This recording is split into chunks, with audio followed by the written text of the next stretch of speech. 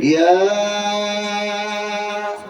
أيها الناس اتقوا ربكم الذي خلقكم من نفس واحدة وخلق منها زوجها وبث منهما رجالا كثيرا ونساء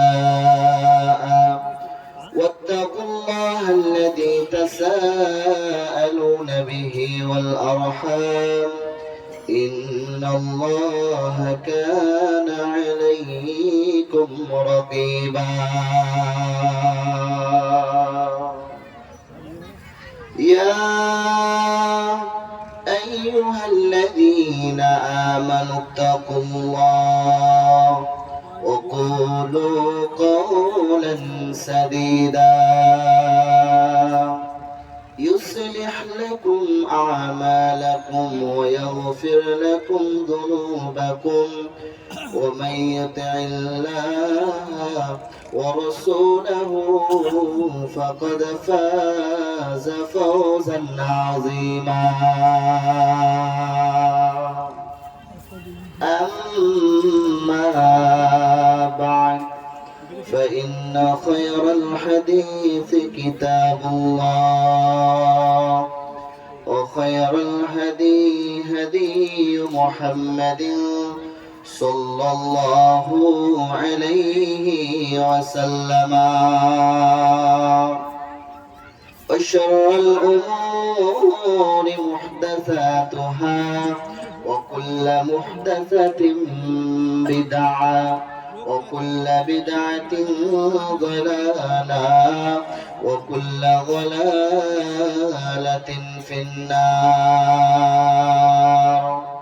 أعوذ بالله من الشيطان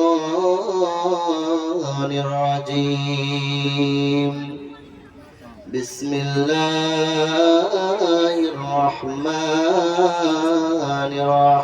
الرحيم إنما المؤمنون الذين إذا ذكر الله وجلت قلوبهم وإذا تليت عليهم آياته زادتهم إيمانا وعلى ربهم يتوكلون وقال الله تبارك وتعالى في آيات المباركات بسم الله الرحمن الرحيم رب ابن لي عندك بيتا في الجنة ونجني من فرعون وعمله ونجني من القوم الظالمين وقال النبي صلى الله عليه وسلم في الحديث عن ابن عباس رضي الله تعالى عنه قال حسبنا الله ونعم الوكيل قالها إبراهيم عليه السلام هي ألقي في النار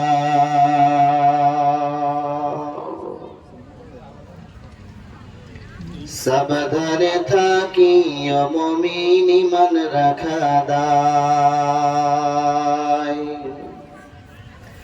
সাবধানে থাকি মুমিনি মন রাখা দায় কিয়ামতের আলামত ভাবে বোঝা যায় কিয়ামতের আলামত ভাবে বোঝা যায় সাবধানে থাকি মুমিন ঈমান রাখা দায় কি বলবো ভাই বাংলার বাণী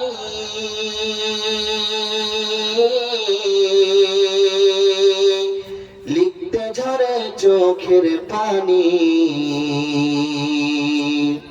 কি বলবো ভাই বাংলার বাণী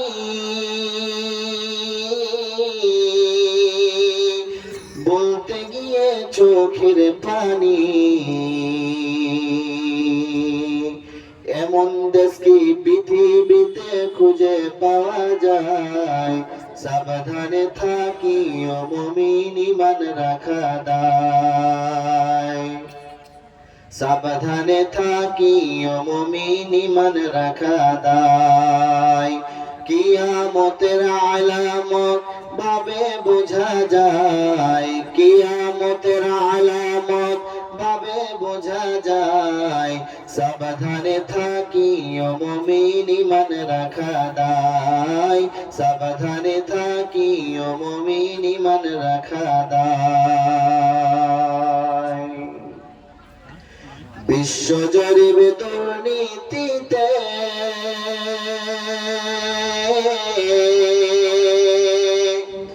বিশ্বজরিপ দুর্নীতিতে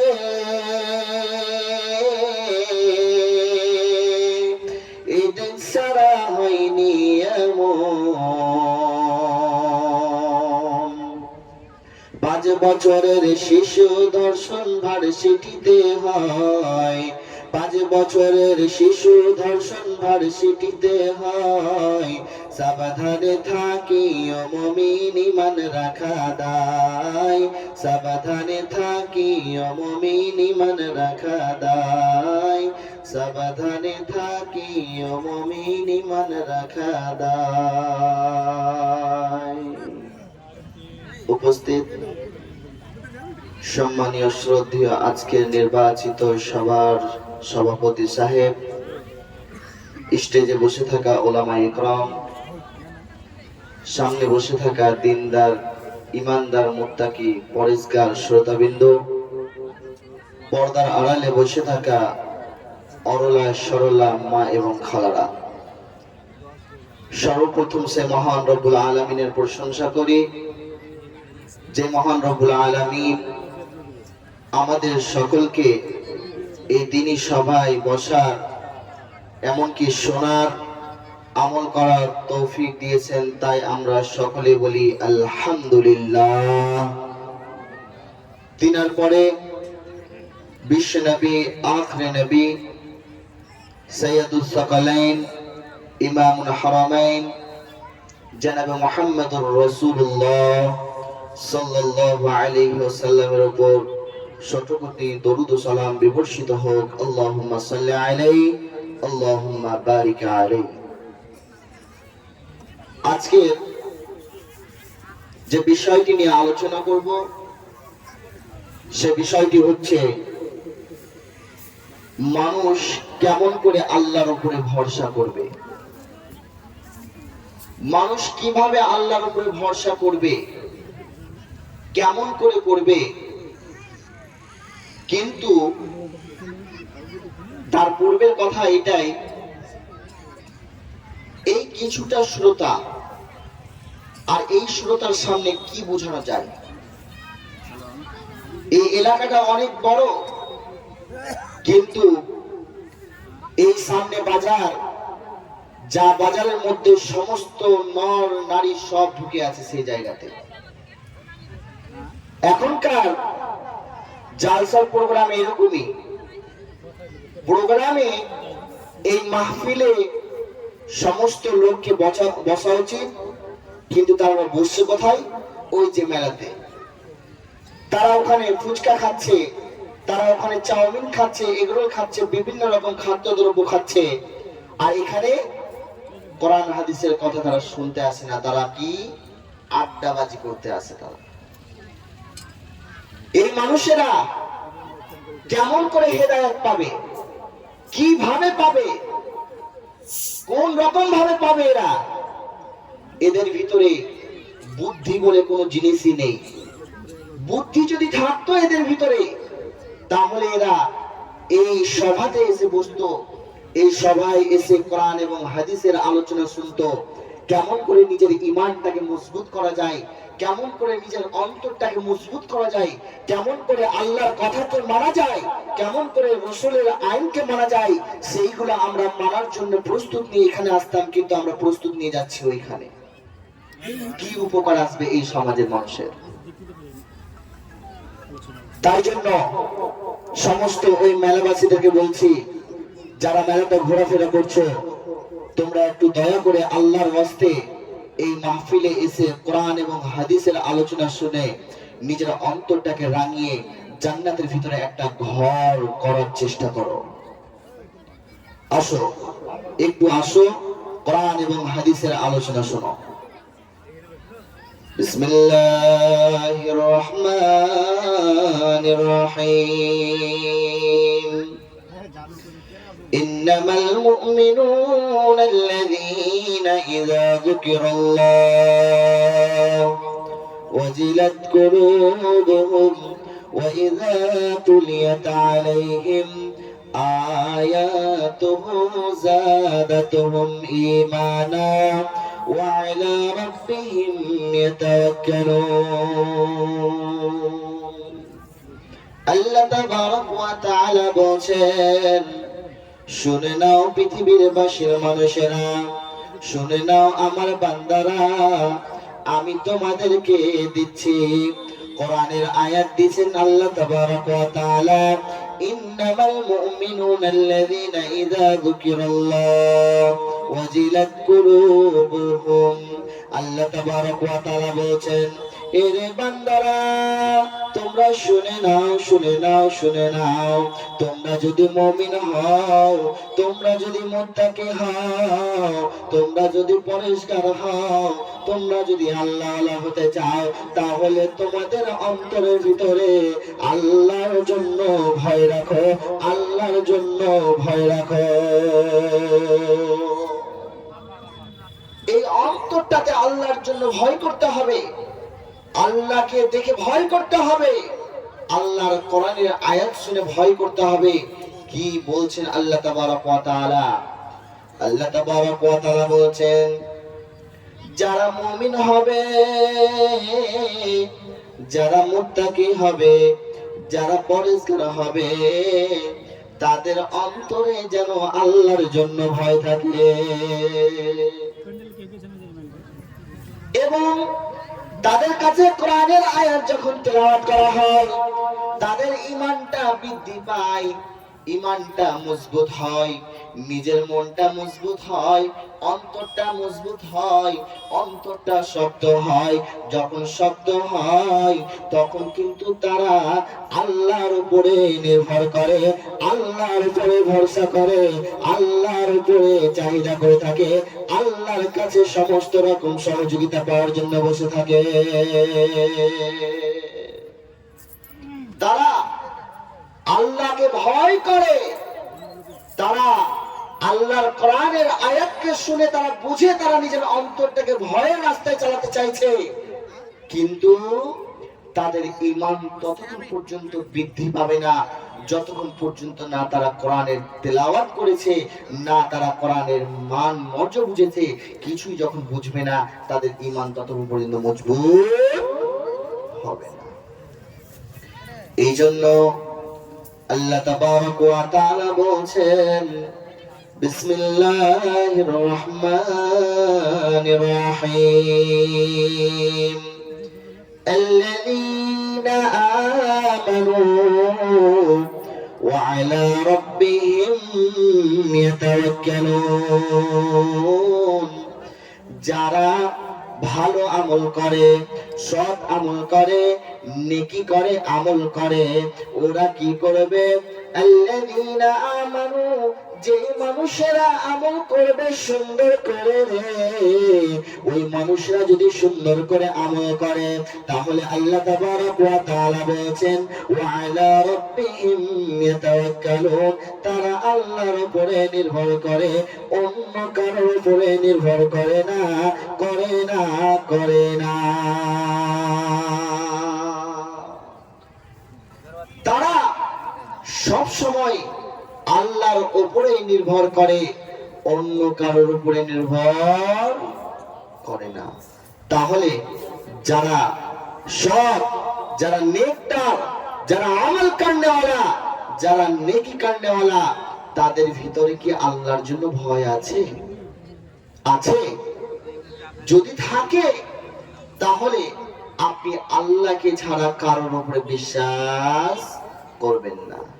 কোন খাজা বাবার উপরে, কোন পীর বাবার উপরে, কোন মাজার বাবার উপরে, কোন বাবার উপরে তোমাকে দরদ দেখাতে হবে না। কোন বাবার উপরে তোমাকে ঈমান নিয়ে আসতে হবে না। কোন পীর বাবার উপরে তোমাকে ঈমানটা মজবুত করতে হবে না।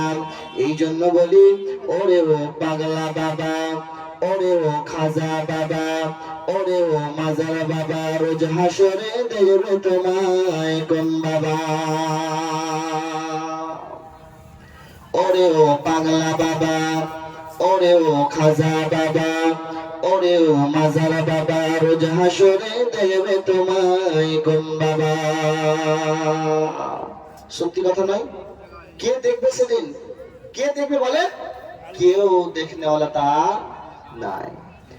নামাজের ধারে ধারে না, কবরেতে গাঁজা খায়। নামাজ রোজার ধারে ধারে না, মাজারেতে গাঁজা খায়। লম্বা লম্বা চুল রেখেছে, শিকল পরা সারা গায়। মুছে ঢেকেছে ঠোঁট, মুছে ঢেকেছে ঠোঁট, চিনা যায় না কি কারবার। ওরে পাগলা বাবা, ওরে খাজা বাবা, ওরে মাজার বাবা, রোজ হাসরে দেবে তোমায় কোন বাবা। যত বাবা তত মাজার,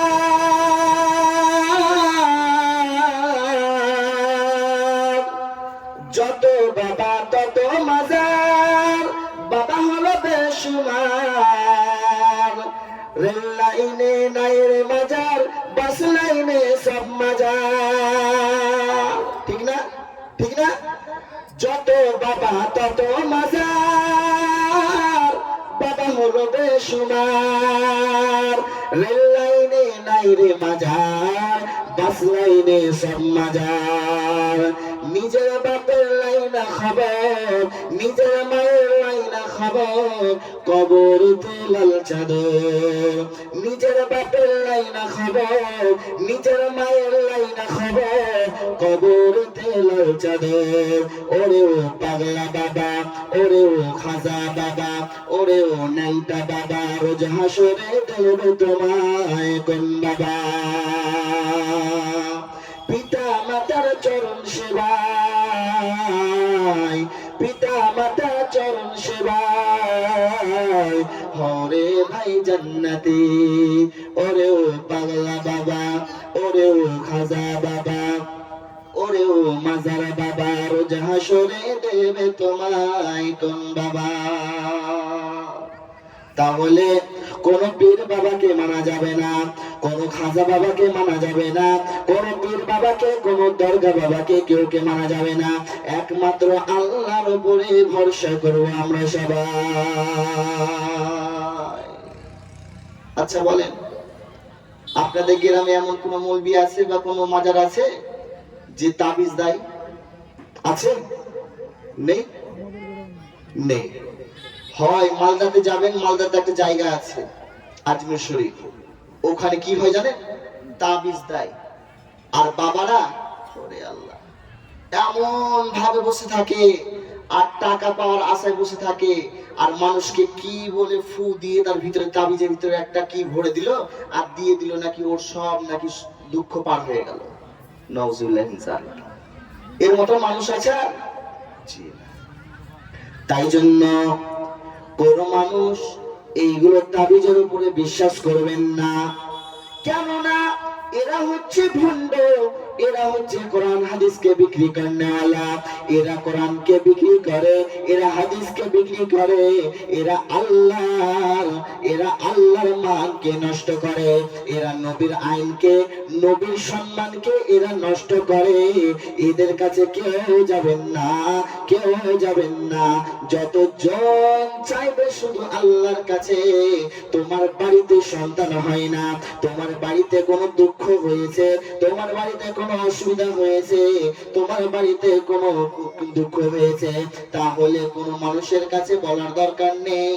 তুমি একমাত্র আল্লাহর কাছে হাত তুলো আর সঙ্গে সঙ্গে আল্লাহর কাছে সমস্ত কিছু দরখাস্ত রাখো, আল্লাহ তোমাকে অবশ্যই অবশ্যই সহযোগিতা করবে।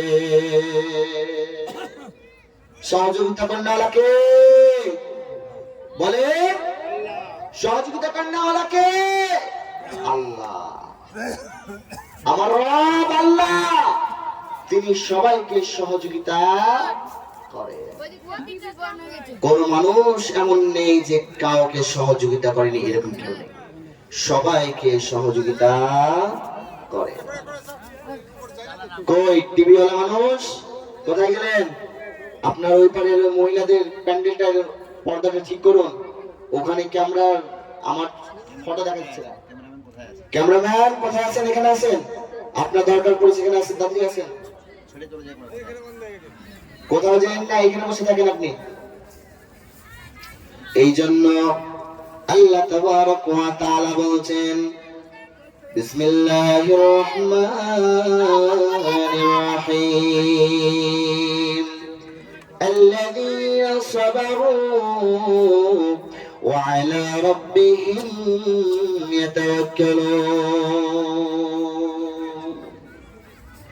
যারা সবর করে, যারা ধৈর্য রাখে, যারা আল্লাহর উপরে বিশ্বাস রাখে, তারা কোনোদিন কোন মানুষের কথা দিকে যাবে না, তারা আল্লাহর উপরে চেয়ে থাকে, তারা আল্লাহর কাছে সমস্ত জিনিস পেয়ে থাকে। তারা যদি সবর করে, ধৈর্য ধারণ করে, তাহলে অবশ্যই সেই মানুষ পাবে। একটা মানুষ সে 2 বছর 3 বছর 4 বছর ধরে সন্তান পায় না, আর ওই মানুষটা নিরাশ হয়ে যায় যে আল্লাহ আমাকে দেই না। কথাটা ভুল। তোমাকে পরীক্ষা করছে, তোমার ঈমানি জজবা কত আছে, তুমি মুমিন হওয়ার জন্য কতটা তোমার কাছে ঈমানের পাওয়ার আছে তা দেখছে তোমার কাছে। আর তুমি ভাবছো আমার আল্লাহ আমার কথা শুনে না। ভুল ভাবছো না, আল্লাহ আপনার সব কথা শুনে। আপনার কথা আপনি যে রেখেছেন আল্লাহর কাছে, হে আল্লাহ তুমি আমাকে একটা সন্তান দাও, তুমি আমাকে একটা সুসন্তান দাও, তুমি আল্লাহ, তুমি যখন বলো আল্লাহকে, তখন আল্লাহ তোমার কথাকে অ্যাকসেপ্ট করে নিয়েছে, তোমার কথাকে নিয়ে নিয়েছে, কিন্তু তোমাকে দিচ্ছে একটু দেরি করে। কেন? তুমি কি আল্লাহর উপরে ভরসা করেছো? তুমি কি নামাজের জন্য মসজিদে গিয়েছো? যখন মসজিদে বলছে হাইয়া আলাস সালাহ, তোমরা মসজিদে আসো নামাজ পড়ার জন্য, যা চাওয়ার আছে চেয়ে নাও মসজিদে এসে। আর আমরা কোথায় চাই? আমরা নামাজ না পড়ে গুটকা খাই, বিড়ি খাই, তামাক খেয়ে খেয়ে আল্লাহকে বলি, হে আল্লাহ আমাকে তুমি একটা সুসন্তান দাও। যেখানে ইবাদত খারাপ সেখানে আমরা যাই না। কোথায় যাই? আমরা কোথায় যাই? ওই জায়গাতে যেখানে মদের আড্ডা, সেখানে গিয়ে আমরা বলি। কোথাও এমনি বন্ধুর আড্ডা, সেখানে গিয়ে বলি। কিন্তু আল্লাহর আড্ডাতে গিয়ে আমরা কোনোদিন বললাম। কথা বুঝে যাচ্ছে তো? কথা ক্লিয়ার বুঝে যাচ্ছে? আচ্ছা, মাশাআল্লাহ। এই জন্য তাহলে সন্তান চাইবেন একমাত্র আল্লাহর কাছে, তাহলে ভরসা রাখতে হবে, নিজেকে ধৈর্য রাখতে হবে। নিজে ধৈর্য কোনোদিন হারা করলে হবে না, ধৈর্য সব সময় পাকাপোক্ত রাখতে হবে। ধৈর্য যদি আপনি রাখেন, তাহলে আল্লাহ তাবারক ওয়া তাআলা আপনাকে অবশ্যই অবশ্যই সুসন্তান একটা ঘরে দেবে, সবাইকে দেবে। যারা পেয়ে নিচ্ছে তারা খুশি খুব, আর যারা পাচ্ছে না তাদেরকে পরীক্ষা করছে, সেটা আর তারা বুঝছে না। তাদেরকে বোঝার দরকার আছে, বুঝতে হবে, কোরআন এবং হাদিস থেকে বুঝতে হবে যে আল্লাহ আমাদেরকে ধৈর্য ধারণ করা দিয়েছেন কি দেননি। ধৈর্য ধারণ করতে দিয়েছেন কি দেননি? অবশ্যই দিয়েছেন, কিন্তু আমরা ধৈর্য রাখতে পারি না। চলেন এইরকম ভাবে নবী ইব্রাহিম আলাইহিস সালাতু ওয়াস সালাম তিনি আল্লাহর উপরে ভরসা করেছিলেন। কেমন করে? আপনাকে প্রমাণ দেখাচ্ছি, দেখুন। عن ابن عباس رضي الله تعالى عنه حسبنا الله ونعم الوكيل قالها إبراهيم عليه السلام هي ألقي في النار আব্বাস রাদিয়াল্লাহু তাআলা আনহু হতে বর্ণিত যখন ইব্রাহিম আলাইহিস সালাতু ওয়াস সালামকে যখন আগুনে তাকে ফেলা হলো, যখন মূর্তি পূজাকে একটাও কাউকে ভেঙেছিল মনে হয় কি হয় না বলেন? ইব্রাহিম আলাইহিস সালাম ভেঙেছিলেন কি ভাঙেননি? ভেঙেছিলেন। আর ভাঙার পর নিজের বাবা নিজের সমস্ত গোষ্ঠীজন এসেছেন, জিজ্ঞাসা করছেন ইব্রাহিমকে, হে ইব্রাহিম এই মূর্তিগুলোকে কে ভাঙলো তুমি বলো, একবার বলো, তুমি বলে দাও আমাদেরকে।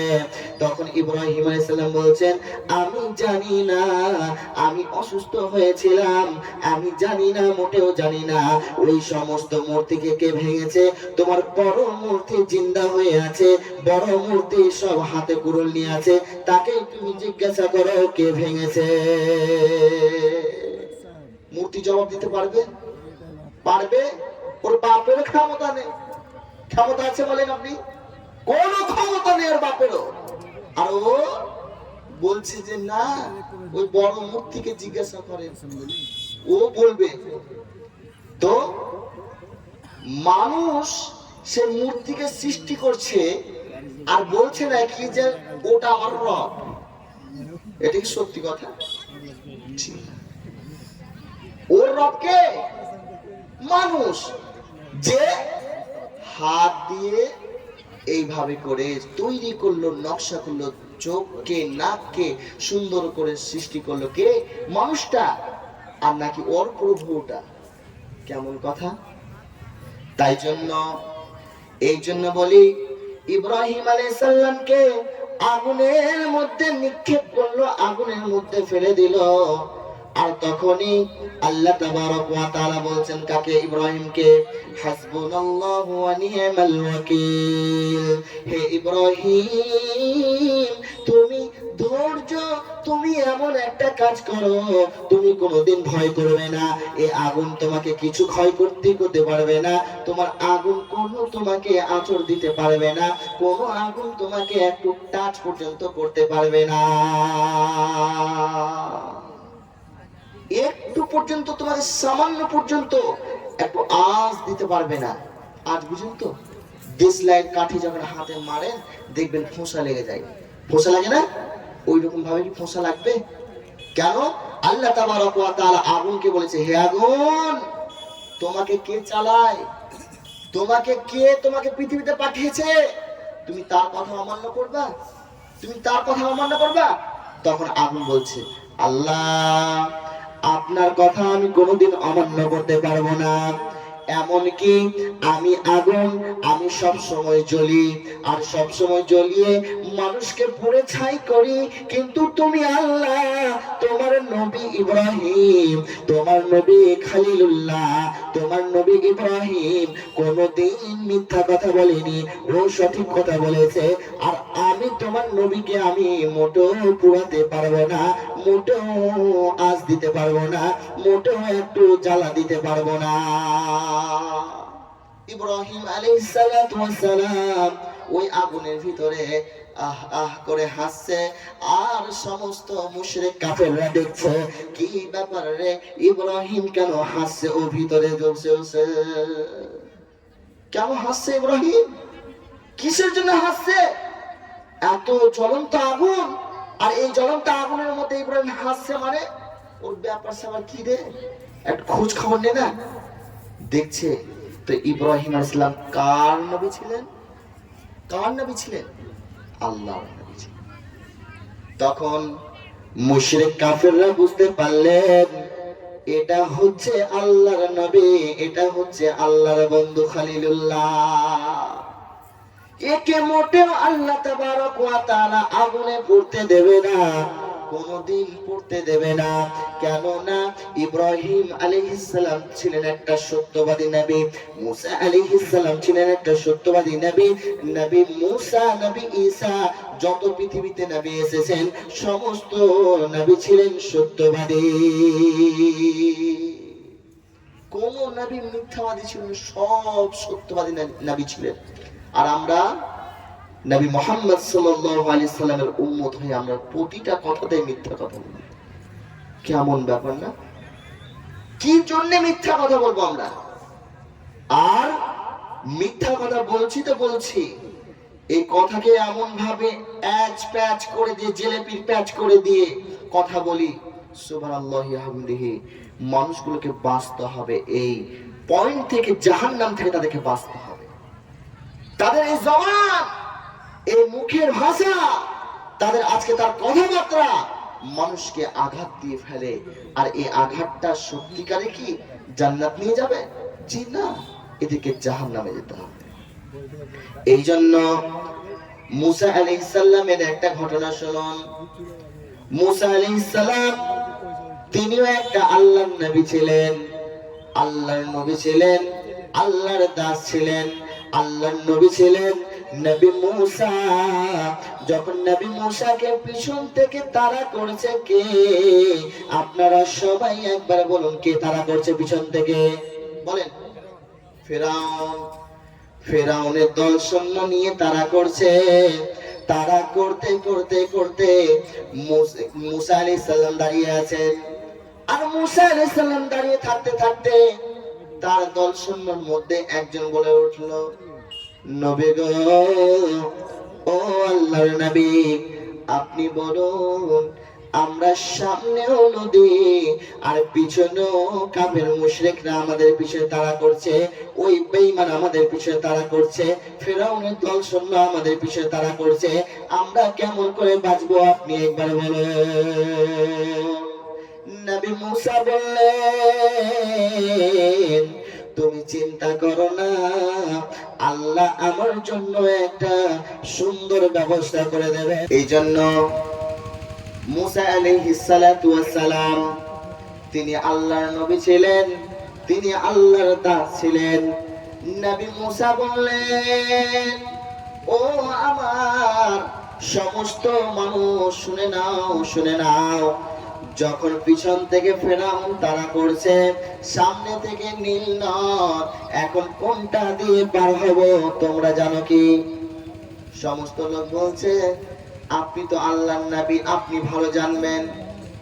এর মধ্যে আল্লাহ তাবারক ওয়া তাআলা ফেরেশতাকে বললেন, হে ফেরেশতা, তুমি যাও মুসার কাছে, আর মুসাকে বলো তোমার হাতে ওটা কি?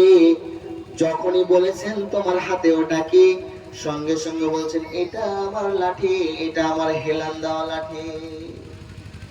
যখনই বলেছেন সঙ্গে সঙ্গে ফেরেশতা বলছেন, মুসা, আল্লাহ আমাকে বলল এই তোমার লাঠিটাই নীল নদের মধ্যে মারো, সঙ্গে সঙ্গে রাস্তা খুলে যাবে।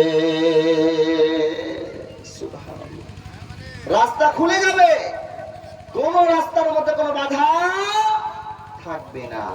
আর ওই রাস্তার মধ্যে কি যাবে? মুসা আলাইহিস সালাম যাবে। যখনই লাঠিটা সঙ্গে সঙ্গে নীল নদে মেরেছে, আর মারার পর ওই দরজাটা, ওই পানির নহরটা দুই দিক থেকে দাঁড়িয়ে গেল, আর মাঝখান থেকে একটা রাস্তা হয়ে গেল।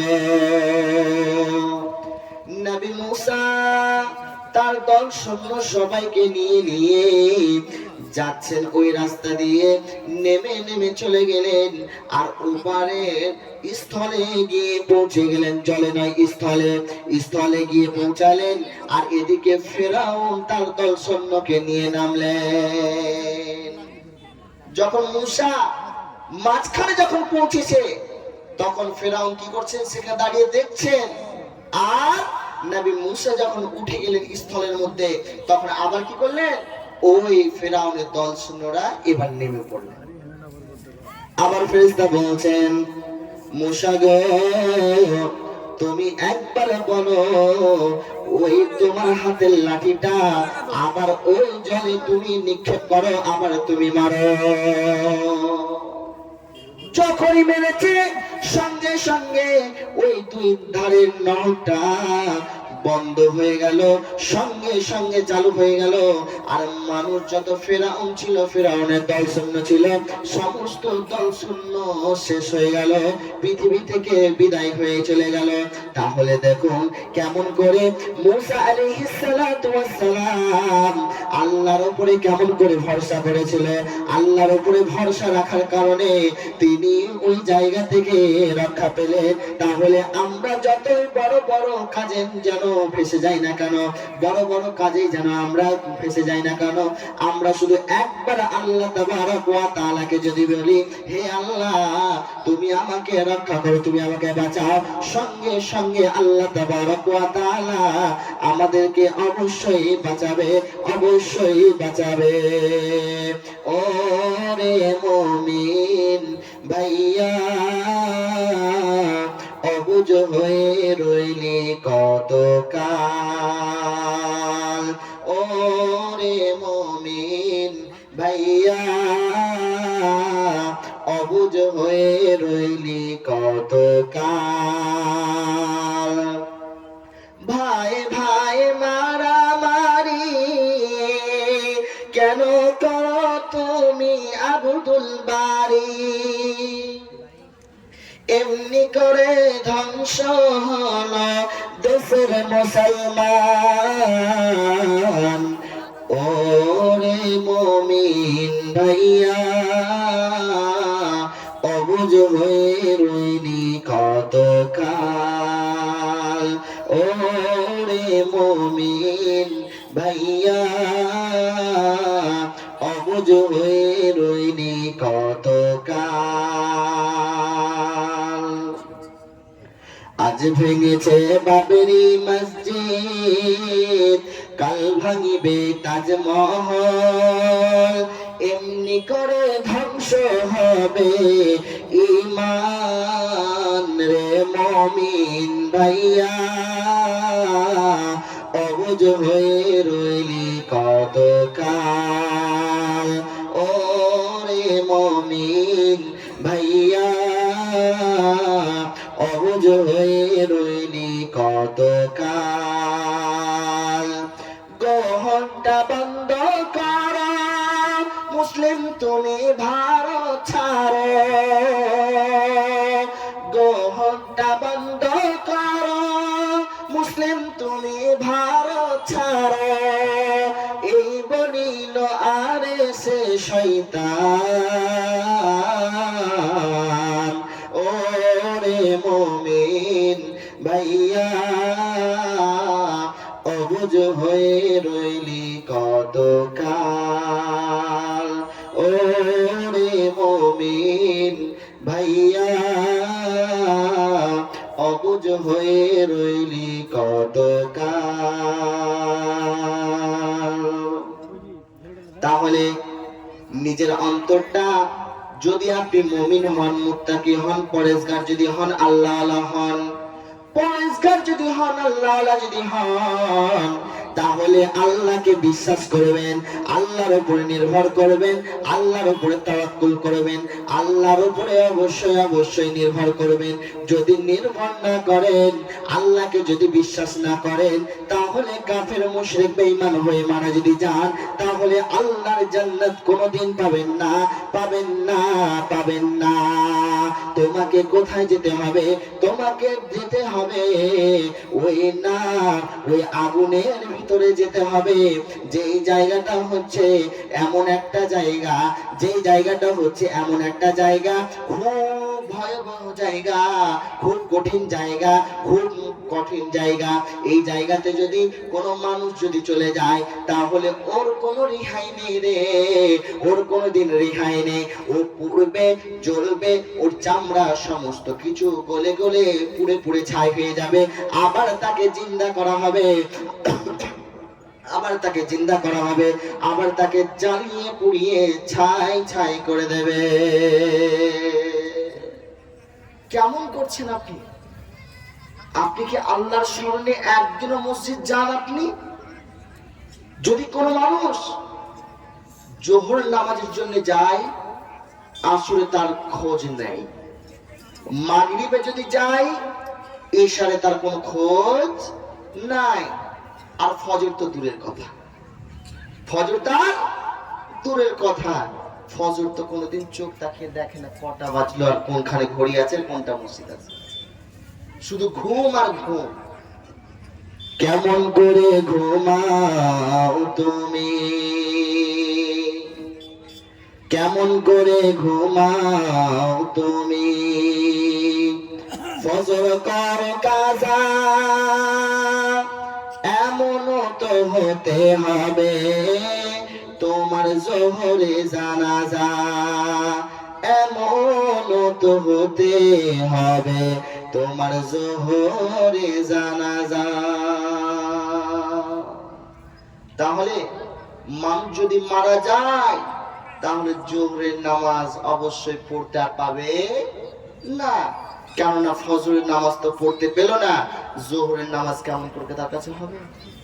সে তো কখন কোথায় যাবে? সে যাবে কবরে, কবরে তার প্রশ্ন উত্তর তৈরি করে রেখেছে। একটা মানুষকে বলেছিল, আমার বাবা এই ঘটনাটা বলতো সবাইকে, ঘটনাটা যে মাধ্যমিক পরীক্ষা যখন আসতো, তো মাধ্যমিক উচ্চ মাধ্যমিকের সময় কি হতো জানেন? মা বলতো, বেটা তুমি যাও টিউশন পড়ে নাও, স্কুলে একটু পড়ো, না হলে মাধ্যমিক পরীক্ষা দিতে পারবে না, অসুবিধা হবে, কষ্ট হবে।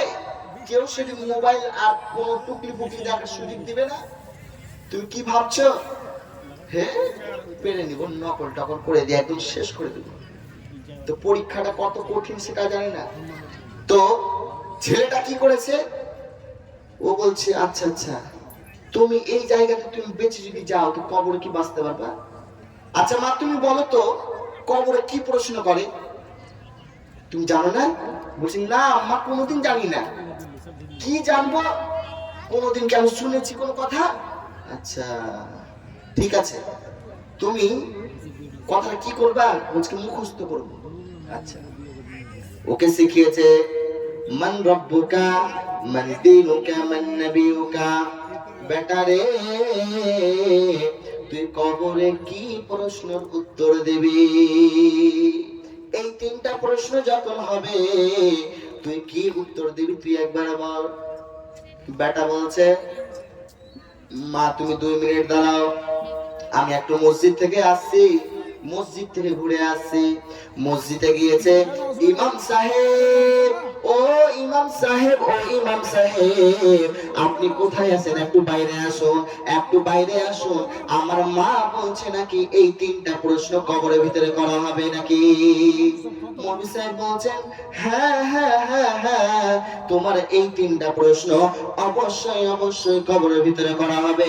আর তোমাকে যদি তুমি এই প্রশ্ন উত্তর যদি না দিতে পেরেছো তাহলে তোমার কিন্তু কঠিন শাস্তি হবে, কঠিন কিন্তু তোমার ব্যবস্থা আল্লাহ তাবারক ওয়া তাআলা নিয়ে নেবে। মৌলভী সাহেব আপনি ওই তিনটা প্রশ্নের উত্তর বলেন আমাকে। মান রব্বুকা এর উত্তরটা কি? তোমার রব কে? তোমার রব কে? বলছে আমার রব আল্লাহ। দ্বিতীয় প্রশ্ন বলছে মান নবিয়ুকা তোমার নবী কে? একবার তুমি বলো তোমার নবী কে? বলছে আমার শেষ নবী জনাবে মুহাম্মদুর রাসূলুল্লাহ সাল্লাল্লাহু আলাইহি ওয়াসাল্লাম। তোমার দিন কি? তুমি একবার দিনের কথা আমাকে বলো, তোমার দিন কি?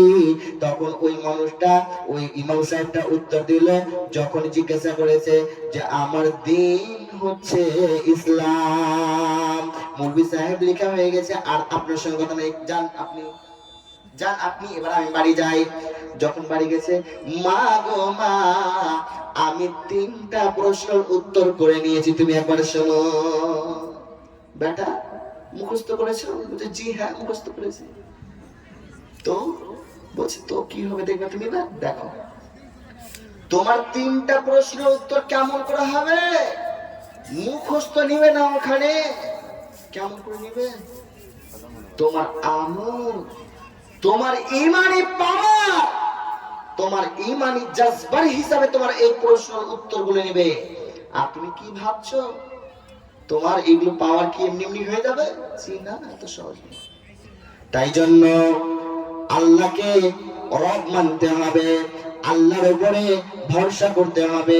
সমস্ত জিনিস আস্তে সুস্তে হবে, আস্তে সুস্তে হবে, কোন জিনিস একবারে শর্ট করে হয়ে যায় না।